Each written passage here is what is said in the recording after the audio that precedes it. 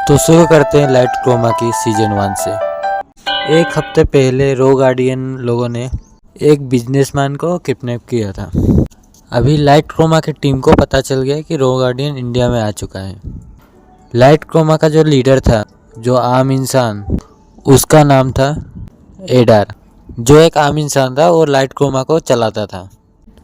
उधर लूना नाम की लड़की वो सारे मेंबर्स को कमांड करती थी। लाइट क्रोमा का बॉस लूना से बोलता है, लूना, एक हफ्ते पहले ही रो गार्डियन के लोगों ने एक बिजनेसमैन को किडनैप कर लिया था। अब पता नहीं हम लोग क्या करेंगे। हमारे पास तो ज़्यादा पावरफुल हीरोज़ भी नहीं है जो रो गार्डियंस को रोक सके। अब पूरी दुनिया हम पे कायम है। आखिर रो बुक को बचाया जाए तो कैसे बचाया जाए? तभी लूना बोलती है, हमारे टीम से खबर आया है कि रो गार्डियन के कुछ लोग एक इलाका में देखा गया है। डर बोलता है, क्या सच में? तब तो हम लोगों की टीम से भेजना पड़ेगा उन लोगों को पकड़ने के लिए। क्या हमारी टीम कर पाएगी? तो लूना बोलती है, जब मुझे खबर मिला था तभी मैंने हमारे मेंबर से 4 हीरोज़ को भेज दिया था रो गार्डियन को पकड़ने के लिए। तभी स्क्रीन शिफ्ट होती है लाइट क्रोमा के मेंबर्स की तरफ, जिसमें 3 मैजिकर और एक क्रिस्टलर से, जिसमें एक का नाम था केमो, जो एक क्रिस्टलर था। वो क्रिस्टल की मदद से पावरफुल वेपन बना सकता था। दूसरा का नाम था रीन, जो एक सैंड मैजिकर था। तीसरे हीरो का नाम था पिकअप, जो शैडो मैजिकर था और उसका पावर था शैडो की मदद से कहीं भी शिफ्ट करना। उसका पावर 30 मीटर दायरे पे काम करता था। वो जहाँ पे खड़ा रहता था उसके चारों तरफ जहाँ पे 30 मीटर दायरे पे शैडो पड़ता था, वो एक शैडो से दूसरी शैडो पे शिफ्ट हो सकता था और साथ ही साथ दूसरों को भी शिफ्ट कर सकता था। और चौथा हीरो का नाम था नूना। नूना के पास हीलिंग मैजिक थी और वो उसका हीलिंग मैजिक कितना असरदार था, जैसे मान लो मैंने तुम्हारे गले पे तलवार से हमला कर दिया और देखने में ऐसा लगा कि तलवार आर पार चला गया, मगर असलियत तो ये थी जहाँ पे तलवार कट के जहाँ पे ख़त्म होती थी वहीं पे हीलिंग हो जाती थी और देखने में ऐसा लगता था कि वो कट नहीं रही, आर पार जा रही है। इस लेवल पे नूना का हीलिंग मैजिक था और वो अकेले को हीलिंग नहीं कर सकती थी, वो 5 जन को एक साथ हीलिंग कर सकती थी। अब रो गार्डियन के लोग एक ब्रिज में खड़े हुए थे और बात कर रहे थे। उसमें से एक अमेरिकन था जिसका नाम था ओड और दूसरा गार्डियन का नाम था केनसुक, जो जापान से बिलोंग करता है। ओड एक वेपनर है और केनसुक मैजिकर। ओड का हाथ ही उसके लिए वेपन है और केनसुक लिव मैजिक में माहिर है। उन दोनों को चारों हीरोज नीचे ब्रिज से उनको देख रहे थे। उसी में से रीन उन दोनों को बोलता है, क्या तुम ही हो रो गार्डियंस जिसने तीनों देश में बुक चोरी की? तो ओड और केनसुक उन चारों हीरोज को देखने लग जाते हैं। ओड बोलता है, ये क्या है, इंडियन के नमूने? चलो देखता हूँ इंडियंस के नमूने क्या कर सकते हैं। अब हीरोज में से पैकअप बोलता है, अरे हल्के में ले रहे हो क्या? जब हार का स्वाद चखोगे तभी तुम्हें पता चलेगा। वैसे तुम दोनों को मारने का इरादा तो नहीं है, तुम्हें बंदी करके ले जाना है, तुमसे पूछताछ भी तो करनी पड़ेगी। उसमें रीन बोलते हैं, इन दोनों को हल्के में मत लो, ये रो गार्डियंस के मेंबर्स हैं और इनके पास बहुत ही खतरनाक पावर्स हैं, हमें संभल के कदम उठाना पड़ेगा। केमो बोलता है, रीन सही बोल रहा है, हमें संभल के ही कदम उठाना पड़ेगा। नूना बोलती है, हाँ मैं भी तैयार हूँ। उन चारों ने प्लानिंग बनाया था। लूना इन तीनों को हीलिंग करेगी और तीनों के साथ साथ खुद को भी, क्योंकि वो 5 लोगों को हील कर सकती है तो वो खुद को भी कर सकती है। तो कम से कम वो 4 लोगों को हील कर रही है, खुद को और उन तीनों को। और पिकॉक जो है वो रीन को पकड़ लेता है। अब पिकॉक खुद के अलावा भी दूसरों को भी शैडो के मदद से शिफ्ट कर सकता था, मगर पिकअप को उस चीज़ को शिफ्ट करने के लिए उसको पकड़ना पड़ता था, इसलिए उसने रीन को हाथ पकड़ा, क्योंकि अगर रीन मर गई तो हीलिंग मैजिक काम नहीं करेगा।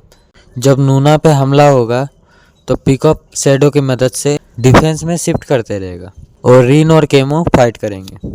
उसमें केनसुक बोलता है, अब क्या नया मुसीबत है, इस मुसीबत को जल्दी ही ख़त्म करना पड़ेगा। ओड बोलता है सबसे पहले मैं जाता हूँ, तुम इधर ही खड़े रहो। अब ओड छलांग मार के एक ताकतवर पंच रिंग के ऊपर देता है, मगर रिंग अपने सेड मैजिक से उसको काउंटर अटैक करते हैं, मगर ओड काउंटर अटैक से बच जाता है। केमो अपना क्रिस्टल नाइफ से अटैक करता है, मगर ओड अपनी तेज़ी से क्रिस्टल नाइफ को बचते हुए केमो पे हमला करने आता है, मगर उधर ही रिन सैंड मैजिक से हाथ बना के ओड को पकड़ लेता है, मगर ओड का शरीर बहुत ताकतवर था।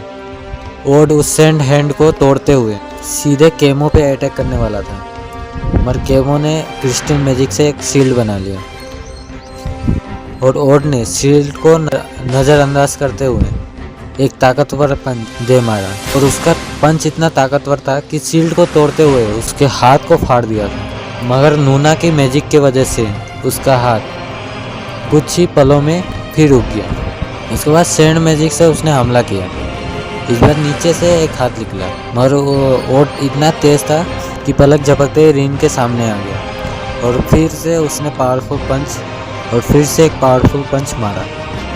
रिन सैंड मैजिक से काउंटर होके दूर हो गया, और ओड के हाथ में पैर से लेके हाथ तक एक आधा शरीर था, और वो रिन का था। नूना के मैजिक की वजह से रिन का पूरा आधा बॉडी फिर रिजनरेट हो गया। उधर ही ऊपर केनसुक देख के परेशान हो गया था। केनसुक ने बोला, क्या बकवास चल रहा है, इसे जल्दी ख़त्म करता हूँ। और उधर ही उसने एक मैजिक करने की कोशिश की। ओड ने देख लिया था। ओड ने बोला, मेरे खिलौने से दूर रहो, मैं अभी खेल रहा हूँ, मुझे डिस्टर्ब किया तो तुम्हें भी ढो डालूंगा। केनसुक बोला, अच्छा ठीक है, मगर पहले मैं इन दोनों को टपकाता हूँ, इनकी वजह से ये दोनों बच रहे हैं। केनसुक बात कर रहा था। नूना और पीकॉक की केनसुक के नीचे से रस्सियाँ निकलना शुरू हो गई। उस रस्सियों में कांटे लगे हुए थे। रस्सियों के कांटों से मदद से दूर से किसी को भी हमला कर सकता था। वो उन कांटों को गन की तरह यूज़ करता था, जिसका नाम रखा था लीप डॉम। उसने लीप डॉम से 2 अटैक किया, एक लूना पे एक पीकॉक पे, मगर पीकॉक का शैडो मैजिक से दूसरी शैडो पे शिफ्ट हो गए। केनसुक ने फिर से हमला किया, मगर पीकॉक ने फिर डिफेंस में दूसरे शैडो पे शिफ्ट हो गया। उधर ही ओड रिन और केमो से लड़ाई कर रहा था। इस बार रिन ने सैंड मैजिक से वो हैंड बनाकर ओड पे हमला किया, और ओड ने दोनों हैंड को तोड़ते हुए रिन पे अटैक करने की कोशिश की, मगर तभी केमो ने बड़ा सा क्रिस्टल हैमर से अटैक किया। ओड ने एक ही मुक्के पे क्रिस्टल हैमर को तोड़ दिया। केमो उसी पल बहुत सारे क्रिस्टल के भाले बना के अटैक किया, और रिन ने सैंड मैजिक से ओड को उधर ही पकड़ लिया, और सारे क्रिस्टल अटैक्स ओड के सामने आ गया था। ओड ने थोड़ा सा झुक के एक बड़ा सा छलांग मारा, और क्रिस्टल मैजिक को चीरते हुए केमो का गला पकड़ के लेफ्ट हैंड से जोर का मुक्का बना के सीने पे मार दिया। उसके बाद सीने पे बड़ा होल होके अचानक हील हो गया, क्योंकि उसे नूना हील कर रही थी। रिन ने सैंड मैजिक से उसको पकड़ने की कोशिश की, और ओड सैंड मैजिक को डॉज करते हुए केमो का गला तोड़ के रिन की तरफ घुमा के फेंका, और रिन ने सैंड मैजिक से उससे पकड़ने की कोशिश की, मगर ओड ने इतनी ताकत से फेंका था कि सैंड मैजिक को चीरते हुए केमो जमीन से टकरा गया, और उसकी पूरी हड्डी चकनाचूर हो गई। मगर नूना की हीलिंग मैजिक की वजह से तुरंत ही वो हील हो गया, और पलक झपकते ही खड़ा हो गया। केमो रिन से बोल रहा था कि ये तो बहुत ही ताकतवर है, क्या हम इसे हरा भी पाएंगे? रिन बोल रहा था, जब तक हमारे पास नूना की हीलिंग मैजिक है तब तक हमें कुछ भी नहीं होगा।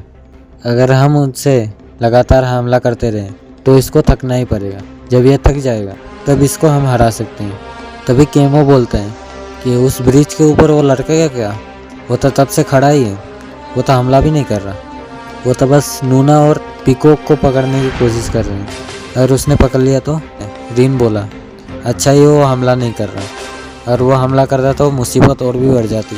रिन और पीकॉक सुरक्षित हैं क्योंकि उनके पास पावरफुल हीलिंग मैजिक के साथ साथ शैडो शिफ्टर की मैजिक भी है, तो वो लोग सुरक्षित हैं। हमें बस इस बंदे को हराना है। उधर केंसुक इन दोनों से परेशान हो गया था और केंसुक लीफ डैम से अटैक पर अटैक कर रहा था, मगर पीकॉक के शैडो शिफ्टर की वजह से बार बार शिफ्ट हो जा रहे थे और उसने नोटिस कर लिया था जहाँ पे शैडो पड़ रही है बस वो इधर ही टेलीपोर्ट हो रहा है। तो उसे पता चल गया कि ये शैडो शिफ्टर है और जहाँ भी शैडो पड़ रहा था उधर उधर अपना लीफ के रोप्स फैला दिया और इन सब लीफ रोप्स में कांटे भी थे जिसकी मदद से तुरंत ही लीफ डोम के अटैक कर सकता था। अब पीकॉक समझ गया था कि वो क्या करना चाहता। पीकॉक देखने लग गया कि सारे के सारे जो शैडोज की जगह था लीफ रोप्स फैला रहा है। पीकॉक ने नूना से बोला, ऐसे ही चलता रहा तो कहीं भी टेलीपोर्ट नहीं कर पाएंगे, हमें अब क्या करना चाहिए। नूना बोलती है, मैं हीलिंग मैजिक के साथ साथ वाटर मैजिक भी जानती हूँ। ब्रिज के ऊपर जो उसके पास में शैडो है उस पर शिफ्ट कर दो, अब हमें उस बंदे से लड़ाई करना पड़ेगा। पीकॉक बोलता है कि ऐसे तो तुम्हारे जान पे खतरा आ जाएगा और तुम मर गई तो हम लोग भी नहीं बचेंगे। नूना बोलती है कि तुम भूल गए क्या, हीलिंग मैजिक मेरे ऊपर भी काम करता है, अगर मुझे कुछ भी अटैक हुआ तो मैं भी हील हो जाऊंगी, ये मेरा कुछ नहीं बिगाड़ पाएगा। उसके बाद पीकॉक शांति से बोलता है, हाँ तुमने सही बोला, मैं तो ये भूल ही गया था कि तुम्हारे पास भी हीलिंग पावर तुम्हारे ऊपर भी काम करते हैं। तो चलो इसको दिखा देते कि हम क्या कर सकते हैं। पीकॉक ने सीधे ही केंसुक के पीछे जो शैडो बन रहा था उस पर शिफ्ट कर दिया और वो लोग जब केंसुक पे हमला करने वाले थे तभी वो लोग बीच में ही अटक गए, हाथ पैर हिला नहीं पा रहे थे। तभी केंसुक पीछे मुड़ के उन दोनों को देखता है और बोलता है, तुम दोनों कितने बेवकूफ़ हो। पीकॉक नूना से बोलता है कि हम दोनों को क्या हो गया, हम अचानक से ऐसे रुक ही गए और अंदर ये क्या महसूस हो रहा है और ये बहुत चुभ रहा है। केंसुक बोलता है, तुम्हारे अंदर धीरे धीरे लीफ पेड़ की टहनियाँ उगा रहा हूँ, तुम्हारे नसों से लेके तुम्हारे दिल और फेफड़े तक टहनियाँ ही टहनियाँ फैल जाएगी। तुमने नोटिस नहीं किया मगर जब तुमने शैडो शिफ्ट किया तभी नीचे मेरे कुछ रोप्स थे, जब तुम्हारा पैर उस रोप से पड़ा पैरों से अंदर घुस रहे हैं। भले ही तुम्हारे हीलिंग पावर बहुत ही पावरफुल हो मगर इसकी कमजोरी भी तो है। मान लो कि तुम्हारे ऊपर एक चाकू से हमला किया और चाकू निकालते वक्त वो तुरंत ही हील हो गया, मगर अगर चाकू अंदर ही फंसा रहा तो क्या वो हील कर पाएगा? इसका आंसर है नहीं। वैसे ही मैंने भी तरीका अपनाया। तुम दोनों अपने हीलिंग मैजिक में इतना विश्वास करते हो कि सीधे मुझ पे हमला करने के लिए ऊपर ही आ गए। अब ये लीव्स पूरी शरीर में फैल रहे हैं, पूरे धीरे धीरे फैलते फैलते तुम्हारी जान ले लेंगे और अगर तुम्हारी जान चली गई हीलिंग मैजिक से छुटकारा मिल जाएगा। उधर रीन नीचे से देखता है कि वो दोनों ऊपर है, हिल डुल नहीं रहे। रीन मन ही मन बोलता है, अब इन दोनों का क्या हो गया और वो ऊपर क्या कर रहे हैं। तभी रीन को पता चल जाता है कुछ गड़बड़ है। रीन ने केंसुक के ऊपर सैंड मैजिक से हमला कर दिया मगर केंसुक लीफ रोफ का शील्ड बना के उसको डिफेंड करता है और बोलता है, इधर टांग मत आ रहा हूँ, मैं इधर बहुत अनोखी आर्ट बना रहा हूँ। और वो नूना और पीकॉक के तरफ देखता है और वो दोनों बहुत पसीने से भीगकर दर्द से चिल्ला रहे थे। धीरे धीरे आग को फोड़ते हुए फूल और टहनियाँ उगने लग गई। मुंह के अंदर भी टहनियाँ उग के बाहर निकल गया था। उसके बदन से धीरे धीरे चीरते हुए टहनियाँ उग रही थी। आखिर में दोनों ही मारे गए। रीन और केमो के पास से हीलिंग मैजिक खत्म हो गया। ओड ने दौड़ते हुए रीन के सामने आ गया और ओड ने इस बार हमला नहीं किया, रीन का दाया हाथ पकड़ लिया और तुरंत ही रीन ने दाया हाथ को अपने सैंड मैजिक से काट के अलग कर लिया। केंसुक बोलता है, अब मैं बोर हो रहा हूँ और लीफ रोफ के जो कांटे थे उससे लीफ डोम का अटैक केमो के ऊपर करते हैं। गालों से एक खरोच के साथ लीफ डोम का अटैक निकल जाता है और केमो बोलता है, मैं बाल बचा। और तुरंत ही बाद उसके गालों पे छोटे छोटे पौधे उगने लग जाते हैं। वो पौधा धीरे धीरे पूरे चेहरे पे फैल रहा था। रियो ये देखकर घबरा गया और चिल्लाने लग गया मगर वो पौधा धीरे धीरे आंखों को फोड़ते हुए शरीर को चीरते हुए केमो को भी मार डाला। केंसुक ने बोला, मेरे लिप बम में छोटे छोटे बीज भी रहते हैं, छोटी सी खरोच भी लगती है तो उधर से पेड़ पौधे उगने लग जाते हैं। और उधर ही रीन गुस्से से पागल हो गया। सैंड मैजिक से पूरे एरिया को घेर लिया।